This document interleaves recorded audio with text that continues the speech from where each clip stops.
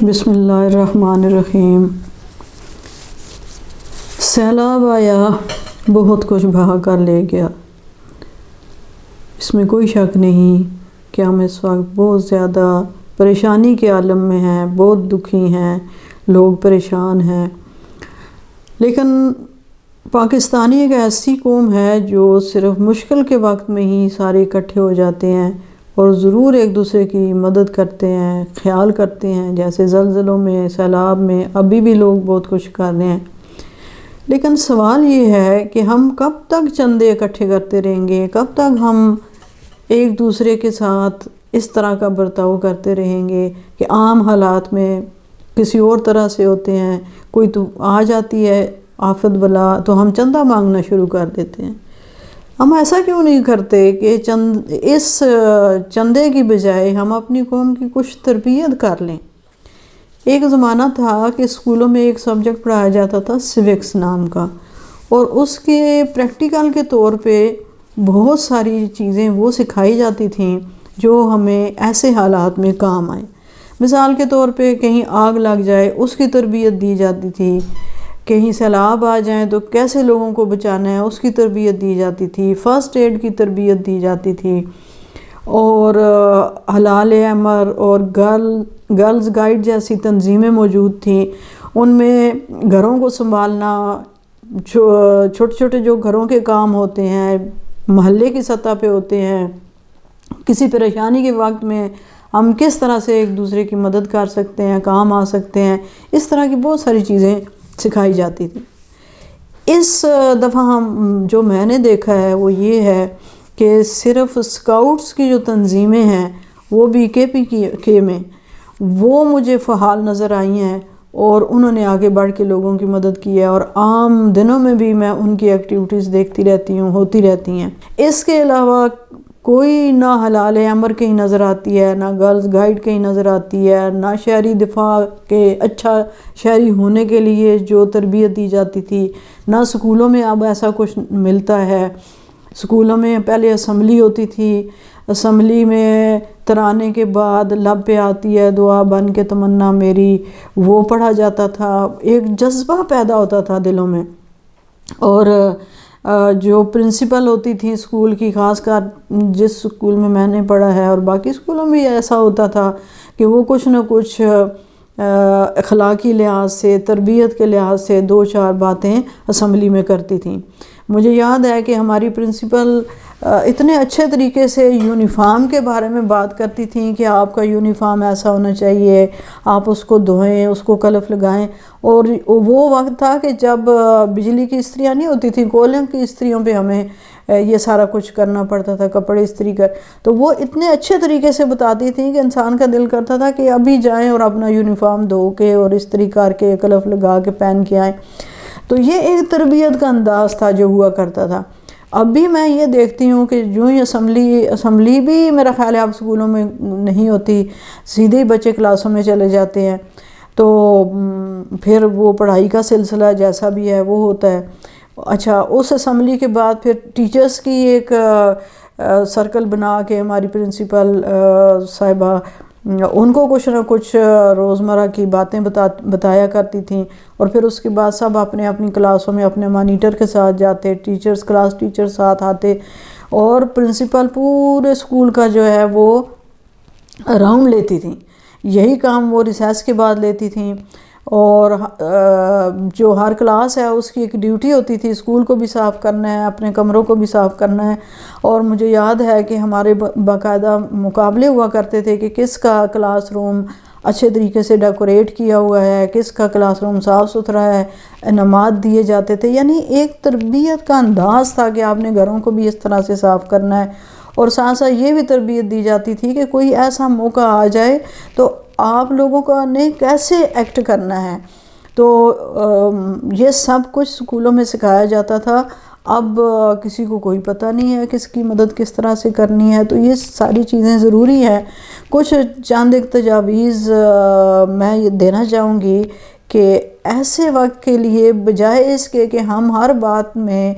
حکومت کو ہی سمجھیں کہ وہ ہماری مدد کو آئے گی، جیسے ایک دفعہ پہلے ایک اسی طرح کا آ گیا تھا سلسلہ، تو کوئی ٹی وی والے انٹرویو لے رہے تھے محلے کے لوگوں کا، تو وہ کہتے ہیں یہ دیکھیں جی ہماری گلی میں پانی کھڑا ہے اور زرداری صاحب کو کوئی پتہ ہی نہیں ہے۔ وہ بھئی محلے کی نالی کو صاف کرنا آپ کا کام ہے، آپ اس میں کوڑا کرکٹ پھینک رہے ہیں، آپ اس کی صفائی کا خیال نہیں رکھ رہے ہیں۔ یعنی جب سکولوں میں بھی تربیت نہیں ہے، گھروں میں بھی نہیں ہے، تو سب نالیاں بند ہو جائیں گی، پانی ظاہر ہے گلی میں کھڑا ہوگا جب بارش ہوگی۔ تو یہ ساری ایک اچھے شہری کی ذمہ داریاں، یہ بھی ہمیں اسکولوں میں سکھایا جاتا تھا، تو پھر اس کو امپلیمنٹ کیا جاتا تھا گھروں میں۔ ہمارا ایک ذہن بن گیا تھا کہ ہم نے اس طرح سے کرنا ہے۔ اللہ کا شکر ہے ہم ابھی تک اس پہ عمل پیرا ہے، اپنے اسٹوڈنٹس کو بھی بتاتے ہیں، خود بھی اس پہ عمل کرنے کی کوشش کرتے ہیں۔ تو ایسے وقت کو اچھے طریقے سے گزارنے کے لیے یا ایسے وقت کے لیے تیاری پہلے سے ہونی چاہیے۔ میں یہ تجویز کروں گی کہ جہاں جہاں بھی آپ رہ رہے ہیں، اپنے محلے کی سطح پہ، اپنے قصبے کی سطح پہ، اپنے گاؤں کی سطح پہ، اپنے شہر کی سطح پہ شہریوں کی کمیٹیاں بنائی جائیں۔ ہمارے ایک انسپیکٹر جنرل پولیس ہوتے تھے دورانی صاحب، انہوں نے بڑا اچھا نظام کیا تھا، کے میں بھی رہے، ایبٹ آباد میں، ہر جگہ انہوں نے تھانوں میں ایک مصالحتی کمیٹی کا اجرا کیا تھا، اور اللہ کا شکر ہے وہ کمیٹی اتنا اچھا کام کر رہی ہے، ابھی بھی وہ چل رہی ہے کہ چھوٹے موٹے جو جھگڑے ہوتے ہیں شہریوں کے، وہ اس کمیٹی کے سامنے پیش کیے جاتے ہیں۔ وہ لوگ آ کے بجائے اس کے کہ عدالتوں میں جائیں، وکیلوں کو پیسے دیں، جج کے سامنے پیش ہوں، وقت بھی ضائع ہو، پیسہ بھی ضائع، تو وہ کمیٹیاں ان کو آرام سے صلح صفائی کروا دیتی ہیں لوگوں کی۔ تو ایسی محلے کی سطح پہ کمیٹیاں ہوں جو کہ سماجی اور معاشرتی تربیت بھی لوگوں کی کریں، ایک دوسرے کا خیال بھی کریں۔ اور اگر محلے کی سطح پہ جو کمیٹی بنی ہوئی ہے، محلے کے ہر گھر اگر 100 روپیہ اس کمیٹی میں جمع کرا دے، اور ایسا کوئی وقت آ جائے تو وہ آپ کے پاس جمع شدہ آپ کا اپنا پیسہ آپ کے کام آ جائے، بجائے اس کے کہ آپ چندے کے لیے سارے لوگ جو ایک سے ایک بڑھ کے اس وقت اپنی یعنی پبلسٹی کر رہے ہیں کہ ہمیں جی اتنے خرب مل گئے، ہمیں اتنے ارب مل گئے، ہم فقیر ہیں، ہر وقت کا عصا گدائی ہمارے ہاتھ میں ہوتا ہے، ہم کیا کرنے جا رہے ہیں؟ ہمیں تو بھیک مانگنے سے منع کیا گیا ہے۔ ہمارے نبی نے تو، ان کے پاس ایک بھوکا آدمی آیا تھا تو انہوں نے کہا جاؤ گھر میں جو کچھ ہے وہ لے کے آؤ۔ وہ لے کے آیا، اس کو ایک رسی دی، ایک پیالہ دیا، جاؤ اس رسی سے، اور ساتھ ایک کلاڑی دی، جا کے کاٹو لکڑیاں اور ان کو بیچو اور اپنے کھانے کا انتظام کرو۔ ہم ہر وقت اس سوچ میں ہوتے ہیں کوئی ہمیں کچھ دے دے۔ اللہ کے بندو، ہمیں ہاتھ پاؤں اللہ نے دیا ہے، ہمارا ملک وسائل سے بھرا ہوا ہے، ہم ان کو کام میں نہیں لاتے۔ میں نے یہ جو کمیٹی کی بات کی ہے، اس میں میں آپ کو یقین دلاتی ہوں کہ ایسے ایسے لوگ سامنے آئیں گے اور ایسی ایک تربیت ہو جائے گی کہ ہمیں کسی سے مانگنے کی ضرورت ہی نہیں پڑے گی۔ یہ ہم نے تجربہ کر کے دیکھا ہوا ہے۔ میرے اپنے جو فیملی ہے انہوں نے اپنی ایک اس طرح کی کمیٹی بنائی ہوئی ہے، وہ ہر ماہ کچھ رقم جمع کرتے ہیں اور اس سے وہ ہر شادی غمی خوشی پہ اس کمیٹی کے ذریعے اپنے آپ کو فائدہ پہنچاتے ہیں۔ اور اس سے انسان کا، میں آپ کو یہ بھی یقین دلاؤں کہ جب آپ اتفاق سے رہیں گے اور جڑ کے رہیں گے تو آپ کے معاشرے میں ایک عزت بھی ہوگی، ایک روب بھی ہوگا۔ اور اسی کو اقبال نے خود ہی کہا ہے، ہماری تو خود ہی پتہ نہیں کہاں چلی گئی ہے،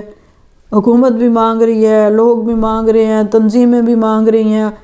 کیوں مانگ رہے ہیں بھئی؟ آپ پہلے سے اپنے آپ کو تیار کریں۔ اور ان کمیٹیوں کے ذریعے میں آپ کو یہ بھی یقین دلاؤں کہ بہت سارے ایسے لوگ جو اپنے اپنے فیلڈ میں ماہر ہوتے ہیں، مثال کے طور پہ ہمارے ایک وقت تھا کہ ہاکی میں سب ٹائٹل ہمارے پاس ہوا کرتے تھے، اور میں نے ان لوگوں کو جنہوں نے یہ ٹائٹل لیے تھے ان کو روتے ہوئے دیکھا ہے کہ ہمیں برباد کر دیا، ہمارے جو ٹیلنٹ ہے اس سے کوئی فائدہ نہیں لے رہا، ہمارے لیے راستے بند کر دیے گئے ہیں کہ ہم یہ اپنا یہ جو سکل ہے آگے اپنے بچوں کو سکھائیں۔ تو جس کے پاس جو سکل ہے، کوئی اپنے آپ کو ریٹائر نہ سمجھے، کوئی ٹیچر ہے وہ ریٹائر ہو گیا، کوئی اور کسی محکمے میں ہے وہ ریٹائر ہو گیا، تو وہ اس کو اپنے محلے کی سطح پہ، اپنے شہر کی سطح پہ اپنے سکل کو آگے تقسیم کرے، آگے لوگوں کو سکھائے، تاکہ ہم اس طرح کے جو حالات ہوں ان کے نبٹنے کے لیے ہم تیار ہو جائیں،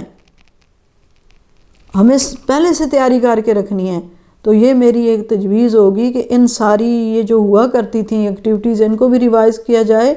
محلے، شہر اور گاؤں کی سطح پہ یہ کمیٹیاں بنائی جائیں اور ان کے اجلاس کیے جائیں، تجاویز پیش کی جائیں اور لوگوں کو اچھے برے وقت کے لیے تیار کیا جائے، بجائے اس کے کہ ہم مانگنے لگ جائیں۔ مانگنا کوئی حل نہیں ہے کسی چیز کا، ہمیں اللہ پاک نے ہاتھ پاؤں سلامت دیے ہیں، ذرائع دیے ہیں، ہمیں ان سے فائدہ اٹھانا چاہیے۔ امید کرتی ہوں کہ کسی نہ کسی کے دل میں میری یہ بات اتر جائے گی اور ہم بہتر مستقبل کی طرف بڑھنے کی کوشش کریں گے۔ اللہ تعالی ہماری مدد کرے۔